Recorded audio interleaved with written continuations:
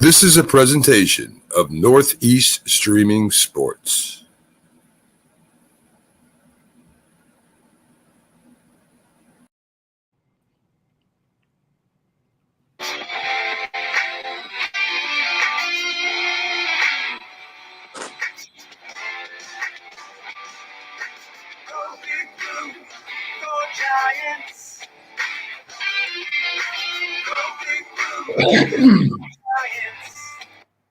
God, it's great to be a Cowboy, isn't it? This is how we do stuff. This is the Cowboys. We're trying to do stuff. Be a leader. It's time to lead the football team. It's time. It's your time. It's our time right now. It's our time right now. It's our time right now. It's our time right now. It's our time right now. It's our time right now. He was a giant, and he was a cowboy. Now these two former rivals have joined forces to bring you the most insightful, perceptive, and controversial sports talk podcast in America. Former Dallas Cowboys defensive end Jim Jeffcoat locks horns with former New York Giants wide receiver Byron Williams. And now, here's Byron Williams and Jim Jeffcoat.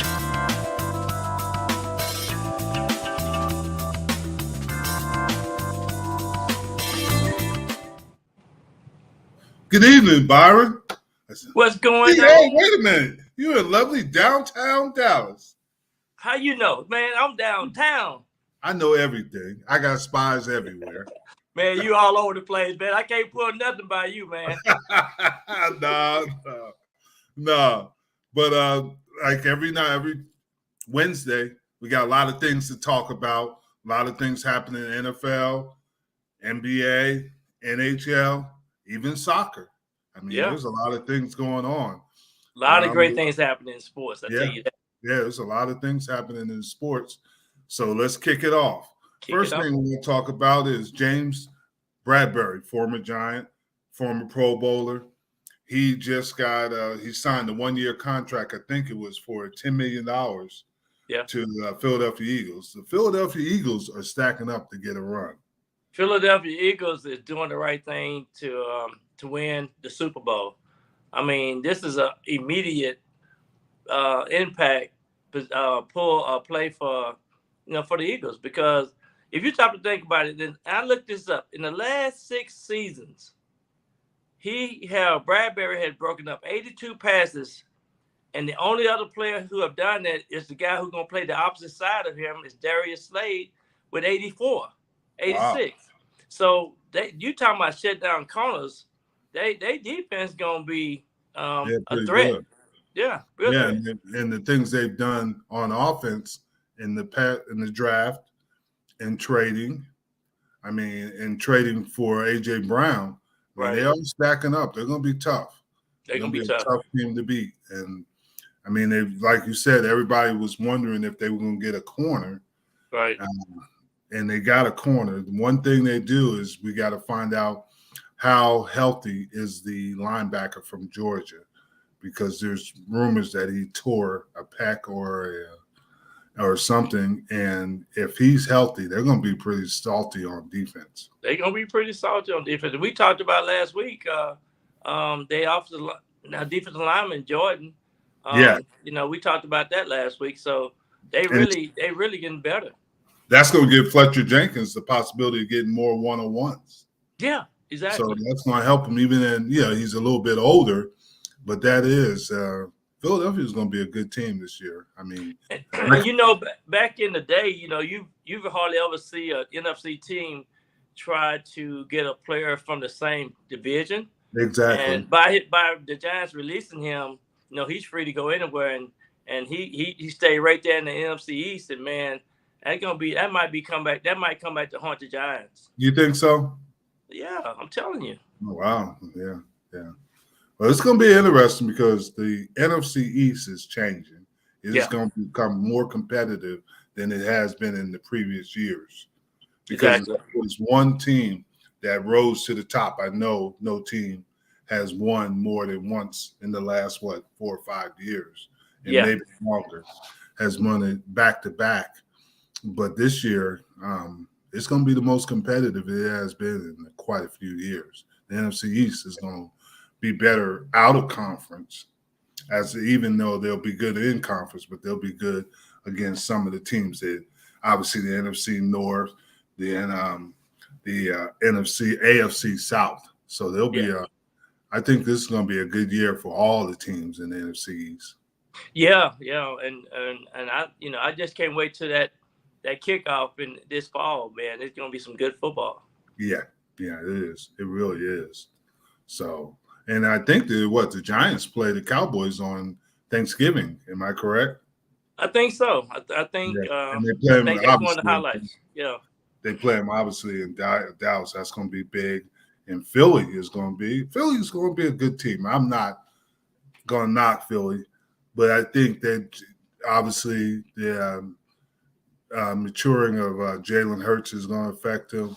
How they mesh with AJ Brown, and the other wide receiver. So, yeah, I mean, they got some good. I think Philly going to be a team to be reckoned with, no doubt. Yeah, no question. No question.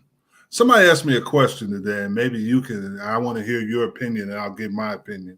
Okay. Who are the top 5 quarterbacks right now in the NFL? I looked up the quarterbacks. Everything. I looked up from the salaries to who I think going to be the top quarterback. Of course, the top quarterbacks, and it can be in any order. Top 5 quarterbacks is Aaron Rodgers. I looked at the MVPs. Aaron Rodgers, Patrick Mahomes, Josh Allen. I was thinking about that Prescott and Tom Brady. Those are the quarterbacks I really like, and the impact and what they're doing for their team. You have to look at Russell Wilson, Lamar Jackson, Joe Burrow, and those are the other ones. And also I like Justin Herbert out there with San Diego. So those are the quarterbacks that's really doing a great job for the teams, and they winners. Well, it's interesting you say that because I had some of the same quarterbacks, but I had a little bit different. I had Patrick Mahomes, obviously. I had Aaron Rodgers, and that's a no-brainer. Right. And then I went with, instead of Herbert, I went with David Carr. Okay. I thought David Carr has done a nice job in Oakland. And that's not a knock against Herbert. And I did put Joe Burrow in there. Okay. I did put Dak Prescott right on the edge. Okay. Yeah, but my 5 were Mahomes, obviously, Rodgers, and I thought David Carr. I thought Josh Allen, you said? Josh Allen and Burrows were the best. No, the ones that go ahead. The ones that I think can really turn the corner with that team that they're gonna be playing with is Russell Wilson. Okay. Of course, Matthew Stafford, man, he still can get the job done. He just showed that this past season, and I like Kyler Murray. Yeah, I know you do. But let me share this with you about the salaries. Okay, Aaron Rodgers gonna make $50 million. Deshaun Watson is gonna make $46 million. Patrick Mahomes gonna make $45 million. Josh Allen gonna make $43 million. Derek Carr, $40,400,000. Dak Prescott, $40 million. Russell Wilson, $35 million.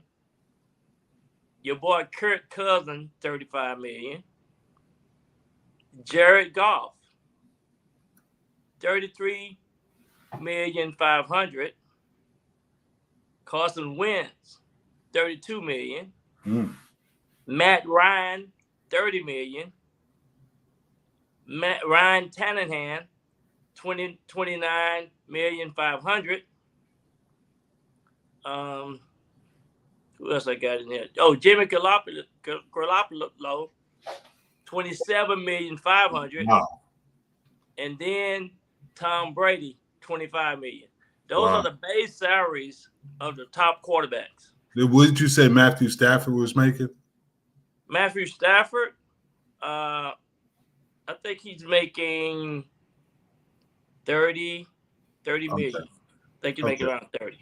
Okay, because we didn't really put him in, but you got Now, Matt Ryan is making 30 million too. Yes. Matt Ryan is making 30 million. So him and both Stafford and Ryan are making 30 million. Yeah, Stafford seems like Stafford may be making it 32. Okay. Somewhere up in there. I didn't put all of them down. Oh, I understand. But those guys, that's kind of what I saw on the salaries for the quarterbacks. And it's interesting. Neither one of us put Stafford in the top 5, and he won. He was on the team that won the Super Bowl. Exactly. So, but you know what? They saying for us a player being in his 30 and throwing that long ball and throwing the ball accurate, he's up there in the top. Oh yeah. Oh yeah. Quarterback rating, right? Quarterback ratings. Oh yeah.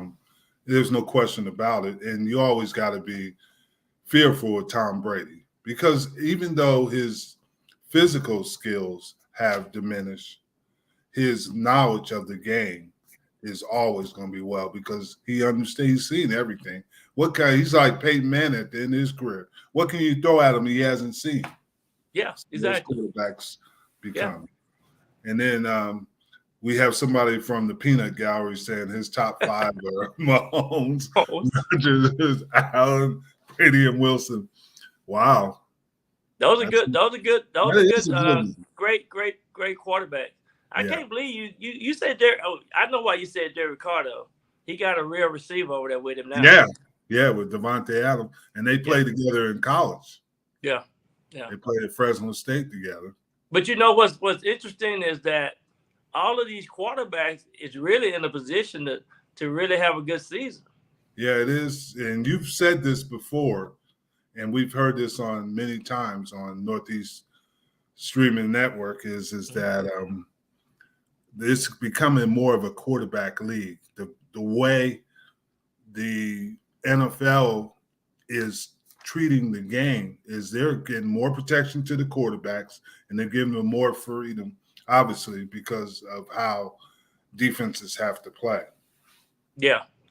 I was listening to another commentary this week about the NFL, and they was talking about how the NFL is a quarterback league, and now the improvement of and the increase of the wide receivers, they're making some salaries as well. Getting the old quarterback salary, they in the $20 million range, and then and usually the wide receiver make no more than $14 million. I agree. They're changing, and this is going to be a trickle effect, because now you're going to see DBs make more money, and we're going to talk about that a little bit. And you're going to see D linemen, specifically pass rushers, are going to be for highly sought after, because now you got these quarterbacks. Mm-hmm. They're making this money, but they're talented, and you're going to have somebody to try to get to them. Yeah. So and another, I didn't even say Baker Mayfield's name, and Baker Mayfield. Yeah. He's in the hunt. Yeah, somewhere. We don't know where at, but we'll be somewhere.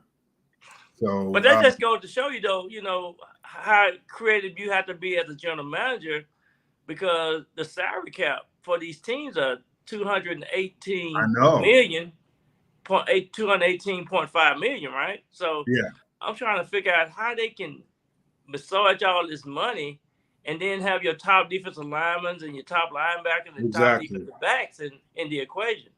Exactly. I think you've said this before, is that there is no quarterback that has won the Super Bowl that's taken a certain amount of percentages of the salary cap. I think it was somebody mentioned that before.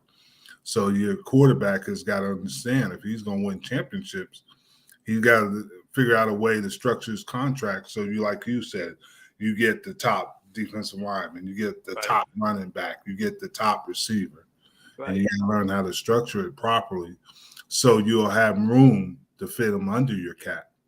Exactly, you're exactly right, and that's the way that I know.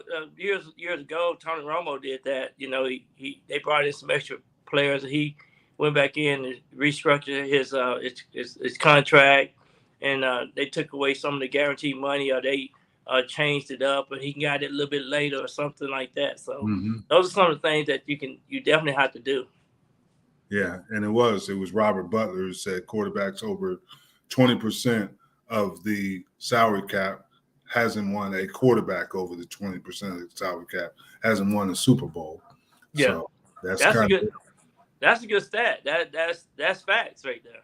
And you thought of when you're going to say, wait a minute, Patrick Mahomes, but Patrick Mahomes did that before he renegotiated his contract. Yeah, his contract. Yeah. So that's interesting. And then speaking of that, shoot, Tom Brady's going to make more money going to Fox than he did as a player, which is interesting. It is interesting. Yeah, he's going to make $375 million as opposed to $345 as a player, and that make you go, So Tom Brady say, "I'll take this $25 million to play for Tampa this year, but hey, on the flip side, that's right. I'm gonna get paid and not get hit." Speaking of hit, Drew Brees, he was talking about making a comeback, and he didn't get let go by the network. What happened was is he didn't like that role he was in, and the reason he didn't like it was it wasn't any excitement, and being an analyst is different from being a player. Yeah, exactly. And that's what I think affected him. And I mean, that's some of the things. Plus, people don't know Drew Brees had shoulder surgery too. Yeah, he's previously just recently had shoulder surgery. So I don't know what kind of physical condition he would be in to come back.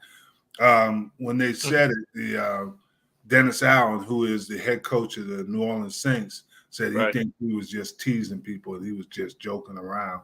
He wasn't thinking about coming back. But you never know in this day and age. Strange things have happened, huh? Yes, and that's it. But that's a question. Where would he go? Well, it sounded like they were trying to fit him back into the Saints organization. Really? Yeah, that's what I heard. But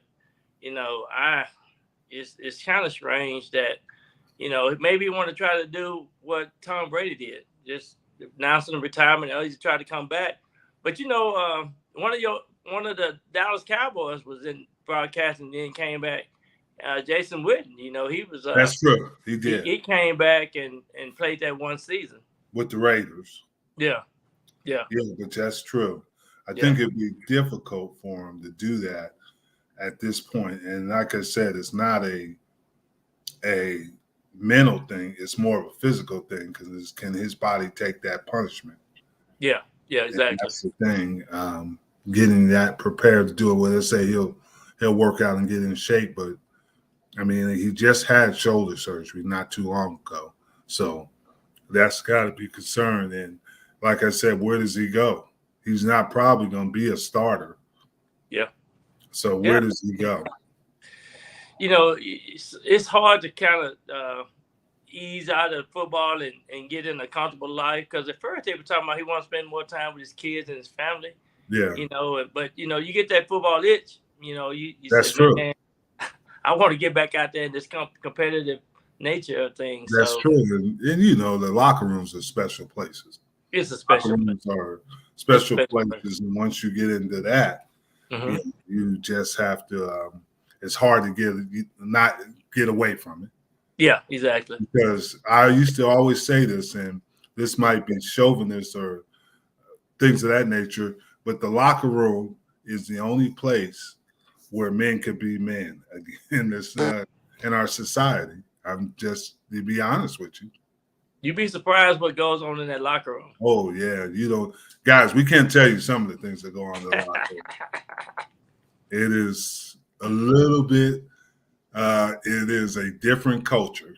It definitely is. And, it is. But, and one of the things you like about the locker room is for real. I mean, you can laugh, you can joke. That's true. But I never forget that. We put the squirrel inside this guy's shoe.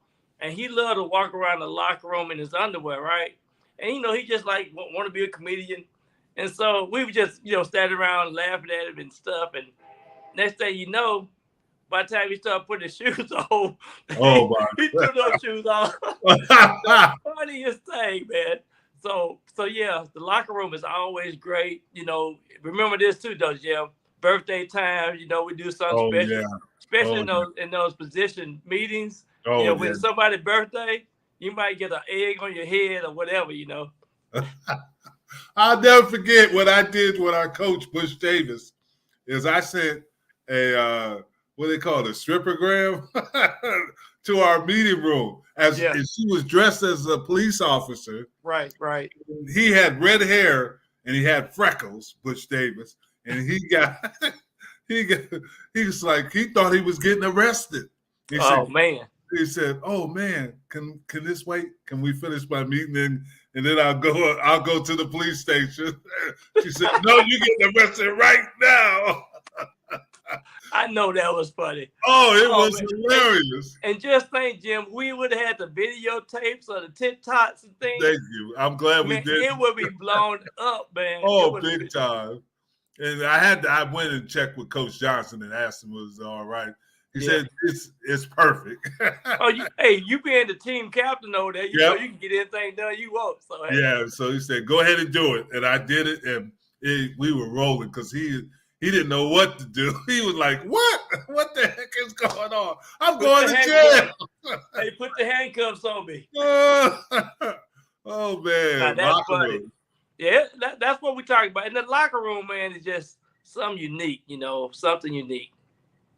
Yeah, it is unique. It really is. It really is a unique place. Wow. But, I mean, all these things are things that you never forget because everybody has stories if you played any sport. And it doesn't matter if you played high school sports, if you play junior high. I mean, it doesn't matter. You're going to have stories about the locker room because you have that one character, and and he's the one that you're going to think about when you think about what was this guy thinking? I know. Why did he do that? And things like that. It's some funny stuff. I'm telling you, it's some funny stuff. I remember growing up in the country, and one of the boys that walked home with me, he had to use the bathroom, and he couldn't make it to the bathroom, so he had to walk home all the way, wide-legged. It was the funniest thing. Oh man! Hey, Jim, he was afraid to go in the shower, so he had to walk home. You know, and it was so funny, man. It was so funny. So yeah, those days are always from junior high school. All the time, and there's so many memories you get in there because there are some guys that just don't have any common sense. Oh man! They don't think about what they're doing or saying. Yeah, exactly. That's the funny thing about it, but that's another day, another time. Let's keep on with our things. Let's hear a little Cowboy news. What about the Cowboys? What's going on with the Cowboys? Jair Alexander signed a contract that could affect Trayvon Diggs. He signed, and the team can negotiate and with Diggs, and the starting price is going to be around $25 million. Man. Corner. And because Alexander is the highest paid defensive back. I don't think he's the best. He's pretty good now. I think Ramsey might be Jalen Ramsey of the New York, LA Rams might be better. And Diggs had a good year last year, but can he do that again? Because there was some issues, I thought. He played some games where he did look like he might be one of the better DBs in the NFL, but there were other games that he struggled.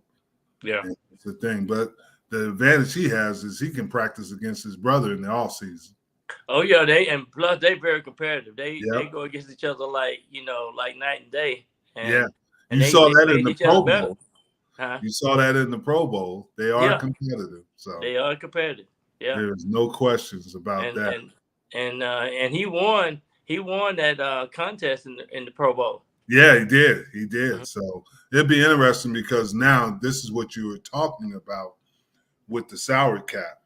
Are you going to pay one defensive back a certain amount of money? Are you going to pay him $25, $30 million And what is that going? How is that going to affect the rest of your team? Not from a locker room way, but from a team and then keeping your balance on your team from a salary cap issue. Yeah, exactly. And so you have to be real creative on how you do renegotiate contracts, what kind of incentive you put in these contracts, and the length of time the contracts. That's exactly right. And yeah, to save yourself, you got to put it longer, which a lot of players understand. They'll never see that money. exactly. Sounds good on paper, but that's not reality. And you know what? When I was looking at these quarterbacks contracts, the younger quarterbacks, they sign most of these guys sign 4 and 5 years, so they know they can't get to the table until 4. And that's what Kyler Murray's problem is. He still have 2 more years on his contract, and and that's what happened when you get caught up with these 4 or 5 year contracts. But let me ask you this question about Kyler Murray. Do you think he's a top 5 quarterback at this time? Well, I think he's becoming a good quarterback, but he's not in the top 5. No, and I wouldn't think so either. He might not even be in the top 10, to be honest with you, because we named a lot of contracts. Just think, yeah, we Deshaun did. Watson right. didn't even play. Deshaun Watson didn't even play last year. Yeah, but you're right. Jimmy G is he took his team almost to the Super Bowl. Yeah, and Baker Mayfield has won more playoff games than Kyler Murray.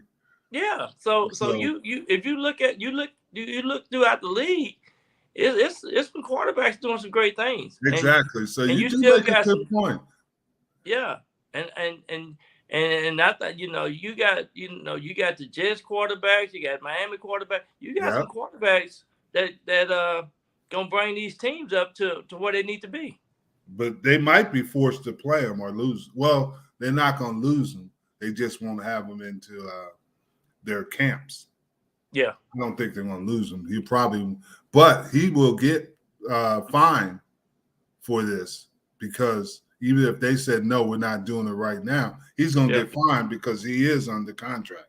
Yeah, he got to pay money back into the team. That's for sure. Yeah, that's part of you missing exactly your playing deal.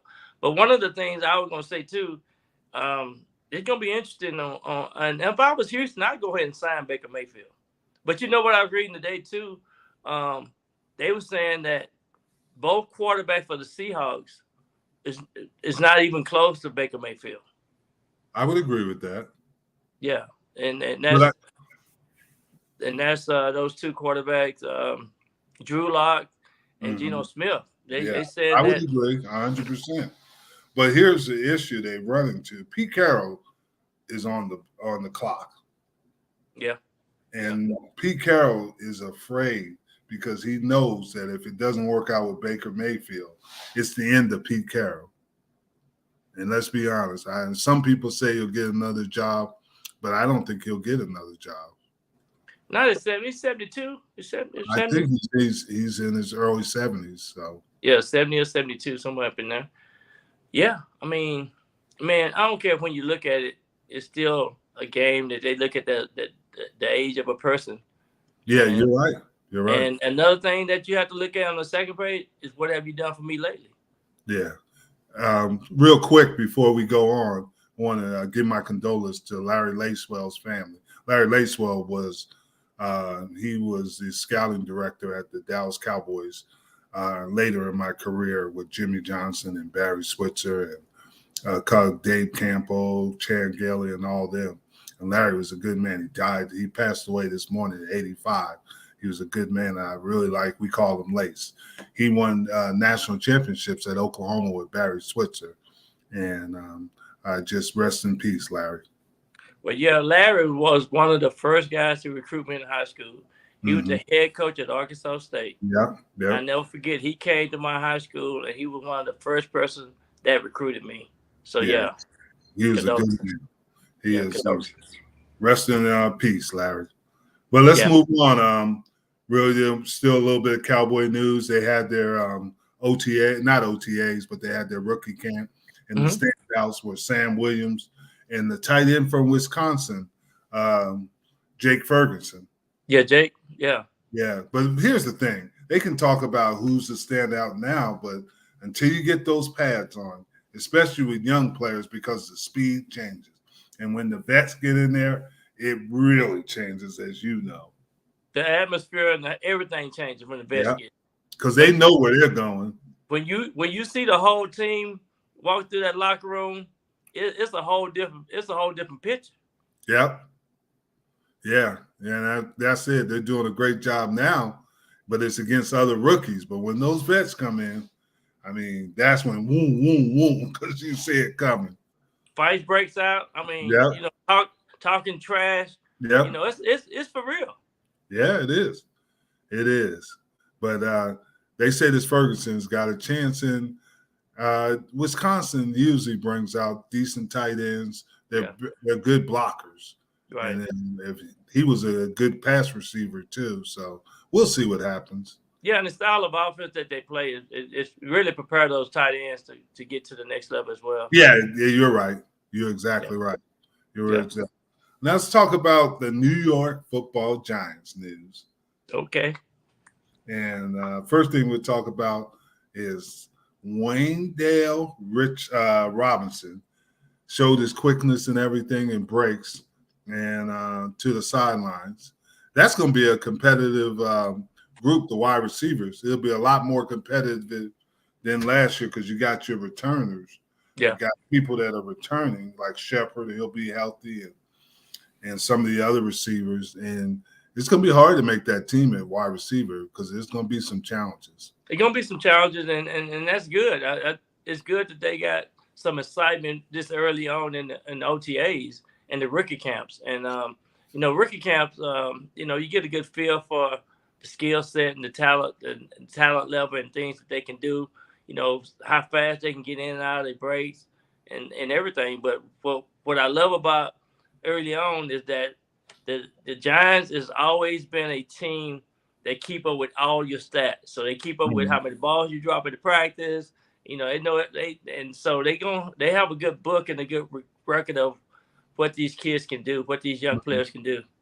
Mm-hmm. And that'll be good. It'll be good. We'll see obviously new faces because you got a new coaching staff with the Giants. It'll be interesting because there's going to be some good players. Yeah. Released this year. I saw a picture. Yeah, I saw a picture of all the rookies that they drafted, and looked like a good group of.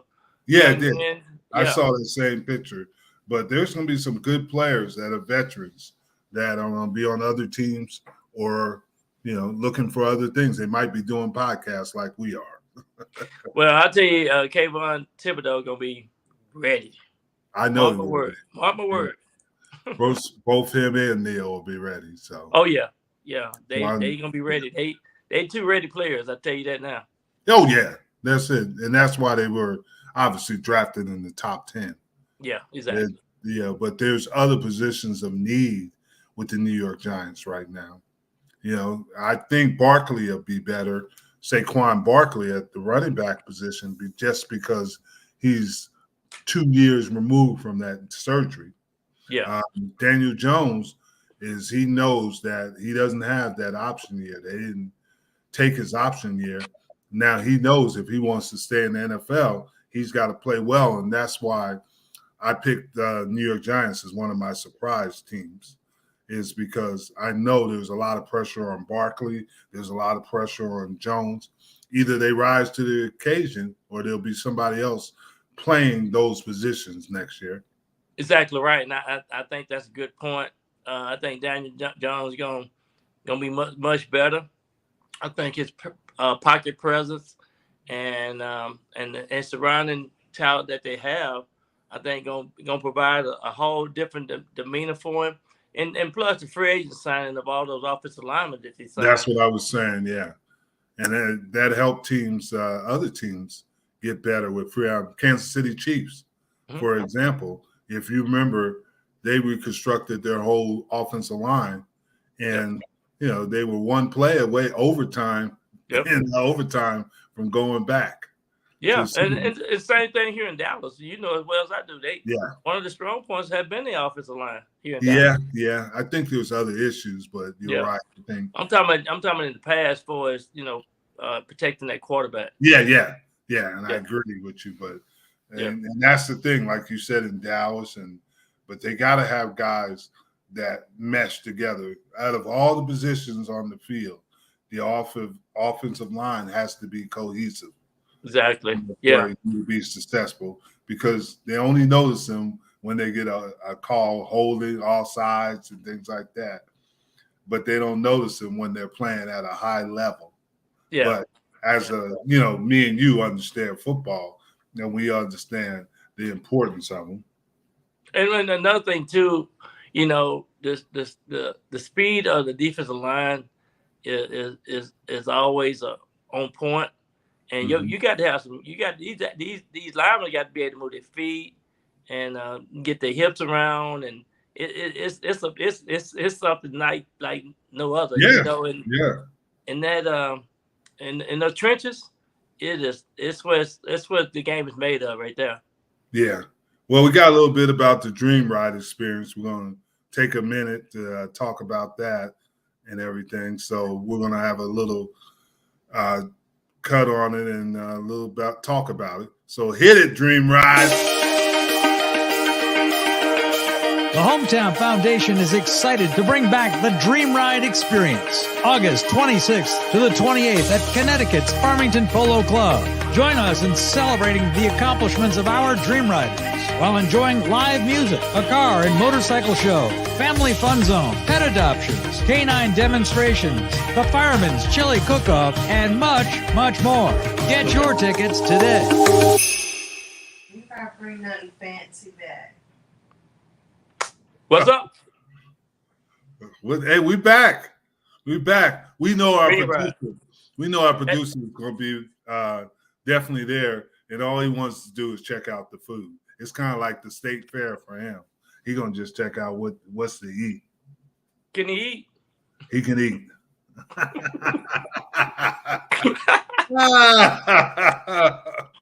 Well, you hard on the producer, Jim. You hard on the producer.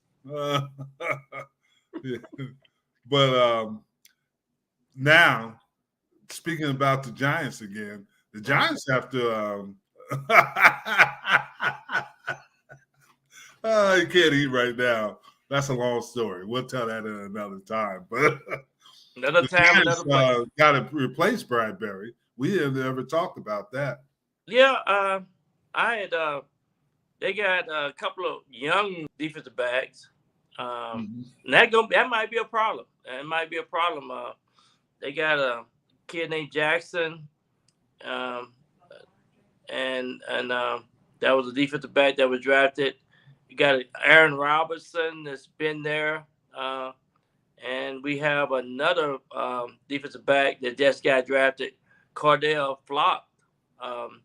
That's supposed to be he got some talent. He was highly thought of in this last year draft.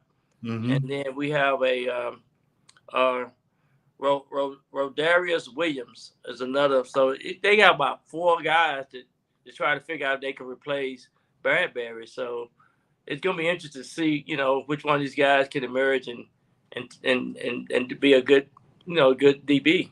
Yeah. Do you think they'll go for one of these veteran cornerbacks, such as Xavier Rhodes, A.J. Boyd, or Lyle Fuller? And I think the next, these OTAs is a good indication of how they feel about these guys, Robinson and those guys that's coming in, to try to fill the gap of Bradbury. Yeah. What is your memories of rookie camp? Memories of rookie camp is to go in and you be nervous. You don't know what to expect. The game is fast. Everybody trying to make a play. Sometimes guys play game type contact. They out there tackling you, and they're supposed to be tackling you. So some things happen out there that don't supposed to be happening. So sometimes you got to go out there. You said in the back of your mind, I got to make this team. I got to do whatever it is to make this team. If they need me on the punt, they need me to go down as a gunner. They need me on the kickoff.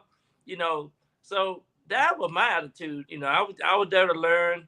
I was drafted by Green Bay, and so I watched everything that John Jefferson and James Lofton was doing, and I said these guys are Pro Bowl wide receivers. So I think I was there to soak up everything that I thought guys that was great doing. So I tried to imitate and do the things they were doing. See, I don't know if you remember, but it was like 125 people in camp when you were a rookie, if you remember that. Yeah. It was a bunch of people. And I was the number one draft choice. So I wanted to make sure everybody knew that why I was the number one draft choice. I'm serious. I had to work hard. I had to outwork everybody because I wanted them to say, wow, he works like a number one draft choice. And that's what I did. I tried to outwork everybody.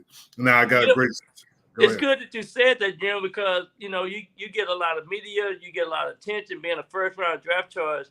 The expectations are real high for you. Yeah. And so that was really good that you was able to do that. Yeah. And the number one draft choice for you was Tim Lewis. Yeah, Tim Lewis. Let me tell you, it was another receiver drafted with me named Mike Miller. Yes. World class. He ran with Mike Miller could run a 4.2.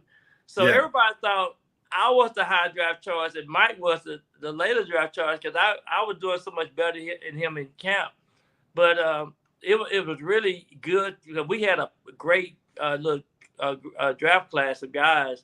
But everybody thought I was the third round draft choice and Mike was the 10th round draft choice. Mm-hmm. And they ended up cutting Mike. Guy, wasn't he? Huh? Wasn't he at Tennessee? I know Willie Gault. Yeah. Mike Miller was him and Willie Gault was on the sprint relay together. Yep. Mike ran he ran a 10 flat 100 meters. Yeah. Now I was going to tell you a story about it. When I got to camp out at Thousand Oaks, they always brought the rookie out first, and they would stay there 2 weeks before the veterans came. Okay. So what I did, and God rest his soul, he's passed now, is a guy named Chris Schultz, who was from the University of Arizona. Mm-hmm. And Arizona State and Arizona only 100 miles apart. And it's fierce rivalry for us. And we don't like each other. But we were going, he was a left tackle and I was obviously a right end. And we were going against each other every day and I was killing him. I mean, I was embarrassing him. And his coach was on him. So long story short, he when we got back to the locker room, he was going to try to charge me. First of all, he made his first mistake. Right. Trying to charge me. Next mistake is he's got his cleats on. No. And trying to come at me. On concrete? With his cleats concrete. On? I took one step back and broke his nose. You broke his nose? But that's not the end of the story. So my defensive line coach was a guy named Ernie Stotner. Ernie Stotner is 6 foot. I remember Ernie. Yeah, 235 pounds. He's in the Hall of Fame. One of the greatest defensive linemen to ever play in the NFL. And he was voted in the majority of his career. He played at the Pittsburgh Steelers, and they weren't good back then. And he was still in the Hall of Fame. And that shows you how tough he was. Right. So Coach Landry asked me, he said, you can't be breaking your own teammate's nose. So Ernie puts his arm around me when nobody's around. And he said, and I thought he was going to say, hey, you can't be breaking your teammate's nose. And he said, listen, and he pulled it a little tighter. He said, if you break one of your teammates' nose, I'm going to hit you in the face with a 2x4. From then I said, Ernie, we got a good relationship. And I laughed at it. I said, we understand each other. Yeah. And the good thing about back in the day, seemed like the defensive lineman coach was always tough and rugged. Yep. It sure was. It seemed like every team have a tough defensive line coach. Yeah. And then Jason asked me, hey, Jason, I'm glad you're here tonight. Who took me under my wings as a rookie in my rookie season? I had Randy White because I played next to Randy the beginning of my career for 5 years. and Randy wanted to make sure that I understood it. And then Harvey Martin and Ed Jones, Too Tall Jones, taught me the nuances of playing defensive end. But Randy was amazing. I mean, he saw things that the normal player didn't see. So he took me under his wings, and I got some Randy White stories. I'll tell them at a later time. You asked that question, Jason. That's who did it, Randy White. What's up, Jason? I had Ernest Gray and a guy named Johnny Perkins from Texas. Oh, yeah. Yeah. Ernest Gray from Memphis, Memphis State, and Johnny Perkins, rest his soul, he's from here in Texas, and they took me under their wings, and those guys were superstars. Yeah, they were good. Ernest Gray called me all the time right now. We still good buddies. Yeah, and sets the things that you have, and they talk about relationships. These guys that taught you when you were young, just like when you became an older player, you taught guys. You always keep a relationship with the Randy Whites, the Ed Too Tall Jones. Yep. Harvey Martin is no longer here. John Dutton and guys like that, because that's who taught me how to be a pro. Yeah. And I ended up teaching Lionel Manuel, Bobby Johnson, Phil McConkey, and a guy named Stacy Robinson. He passed away, rest his soul. But those are the guys that I taught. I didn't know Stacy passed away. Yeah, Stacy passed away, and he died about 5 years ago. Yeah, I guess that at this age, and the age that we are, we're going to see more and more. And that's why you got to take care of yourself. So, yeah. So in other sports news, the men and women's national soccer team are going to get the same salary for it. Yeah. Which I think is fair, but here's my problem with it. They'll be paid the same amount. The women's team has been successful, more successful than the men's team. Yeah. Should they get a better salary than the men's? I think you get a better. I think you should get a better salary. You win it all. I mean, that's what I'm saying. That's the ultimate goal. Get paid for what you can do. Exactly. Is if it's going to be performance based, the women have went farther than the obviously the men in the World Cup. So they should be actually. They negotiated and they will get it, the salary the men get, but it should be performance based on that. Exactly, and all I can say is congratulations to the world of soccer. Yeah. Well done. It's well deserved. Now the question is with this happening, do you think something's going to happen with the WNBA and NBA? I don't think they'll get the same salary, but do you think the WNBA's salaries will increase? I think they eventually will, and I think TV revenue and they got to get a little bit more people in the stands once they get a little bit more popular, and it's based off of generating revenue, and I think they've done a good job with the marketing side of things and things like that. Branding has been good. Some of the commercials are really getting better. So they're outstanding. I watch it myself personally. Yeah, I do too. Because I had two daughters. But here's the thing, too, and he says the WNBA loses money every year. That's because they don't have people. They don't have 20,000 people come to. No, it's not going to be like tonight when the Mavericks and Golden State play.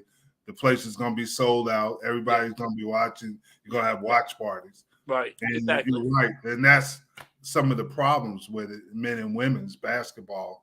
Obviously, a lot of women, and that's the problem we have now with Brittany Griner bringing in Russia.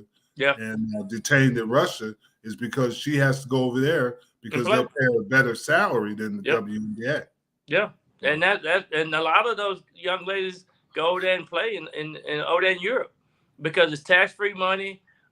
They can bring most of their money back and invest it, and that's the beast. That's the nature of the beast. That is the nature of the beast. That is the nature of the beast. A couple other things going on. Is NHL playoffs. Tampa Bay Lightning 4-1, and the Avalanche, and they won, and then the Avalanche beat the Blues in overtime 3-2. Who did Tampa Bay play? We don't know.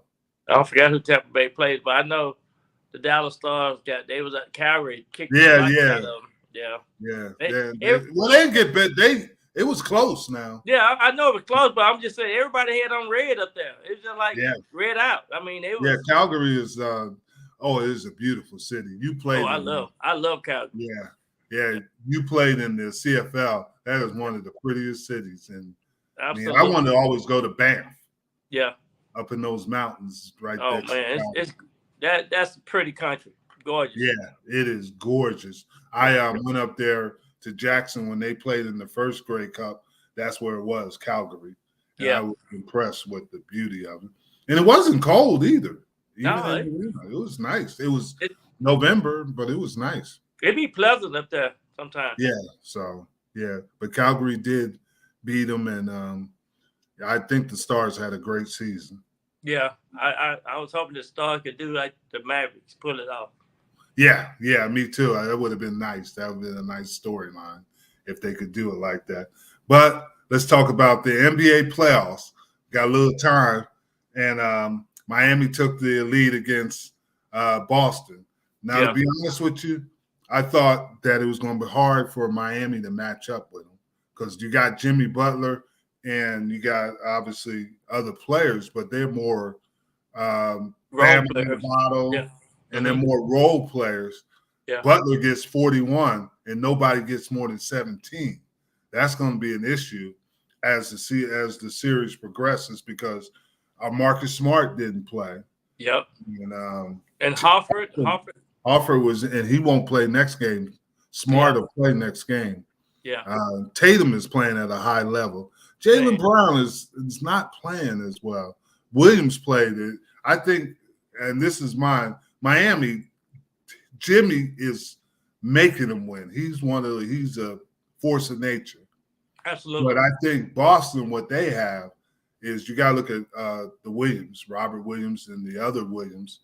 Yeah. And I mean, Boston has got some depth. Boston got some depth. And if they hit those 3 pointers, they're going to be hard to beat Boston. Yeah. Jason, you speaking about that, I'm signing a contract next week for $345, but it's still the same. When we signed a contract with Fox Sports, so I'm going 346. That's true. I'm making too much here, so it's going to be hard to compete with here. Well, I just want to be your sidekick, you know. You used to ride the motorbikes, you had that little kickstand. Yeah, remember that? I just want to be your sidekick. But back to theirs, I thought that was a good game last week. And the interesting thing, last night, was Miami was in trouble. They were down by 10 at half, and they outscored Boston 38 to 18 in the third quarter, and that's what won the game. That had it been because Boston had to go a physical 7-game series, and Miami got some rest. And that's what I'm a little bit concerned about Dallas tonight because that's what I was going to tell you.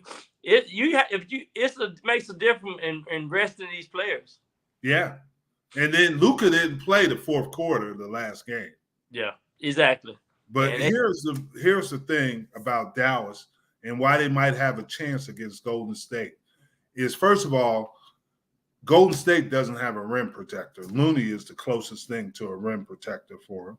Absolutely. So they can utilize some things that they couldn't utilize in the last series against Phoenix. Right.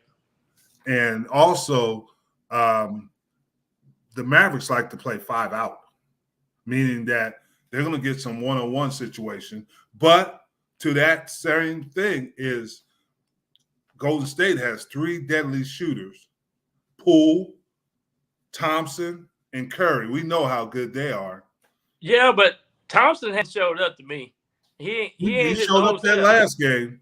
He ain't his old self like he was No, you couldn't expect him to be, but I think, and then here's what my theory is on this. The way the Mavericks win this is Dallas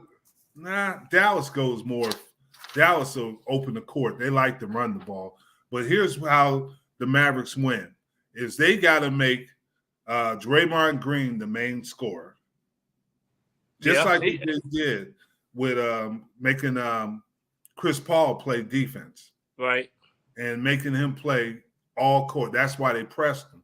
Well, they got to take Curry, Poole out of it, and Thompson, like you said, and not let them get on fire and make Draymond the key point in that offense, and they'll win this series. Yeah. They're going to try everything, but the worst thing they could do is try to double Luka, because Luka has great vision. And people don't realize Luka won a European championship. He's tough.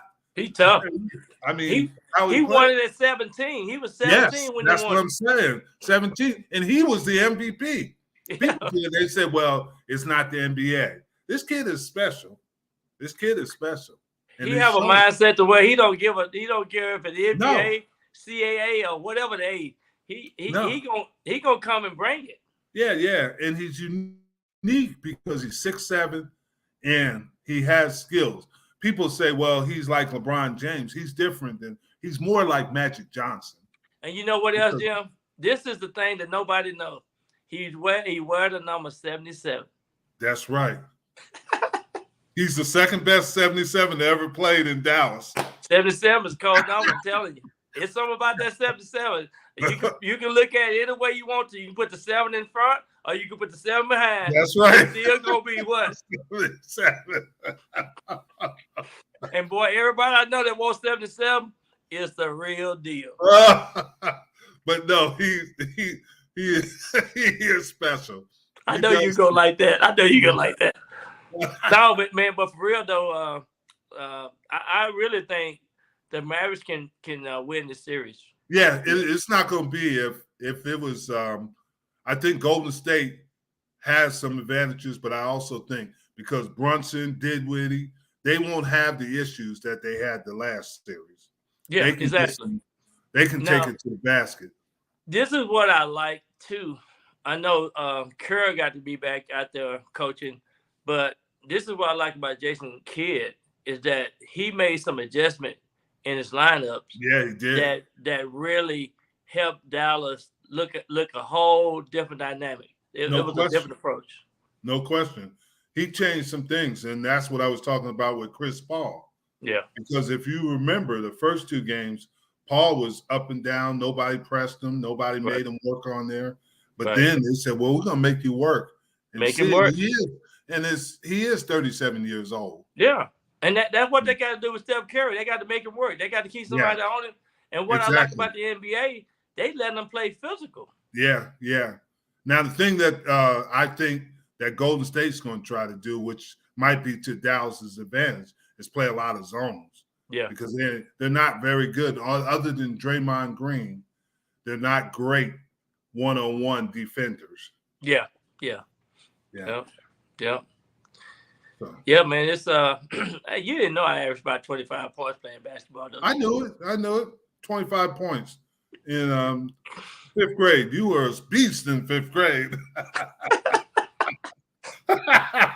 Let me straighten up my hat and do the I don't think you know. I don't think you know talent when you see talent. Yeah. After you got to the 7th grade, it was over. You started playing football. I had them long braids. I had that afro. You had a fro? I had a fro at one time. I'm gonna have to send you a picture. Yeah, I got it when I do that. I had cornrows and everything. I tell you what, that was the days where you could just jump off the bridge then, boy. Yep. You're right. Hey, but we're in that 2-minute warning. 2 minutes. Out there, and here goes the victory formation. They on us tonight. They on us. Yeah. They messing up. We had our flow going, and they messing up our flow. Man, that hour go by so fast, man. I tell you what. Hope everybody enjoyed tonight. I know you downtown celebrating your wife's birthday, correct? Correct. Yeah, birthday. Yeah, so, birthday celebration. You guys have a good time down there. Little May 19th celebration. There you go. I like that. But what about our producer? Hey, what's up, hey, producer? He's the man. What's up, guys? You ready to end this? You guys did a great job tonight, as always. And Jim, you know, I'll get my shots in later. Don't worry about that. I have to punch him out. Punch him I gotta keep dipping. Get on that. Get out that bag and just punch him out. That big shiny forehead he got. All right, guys. All right, I'll see y'all.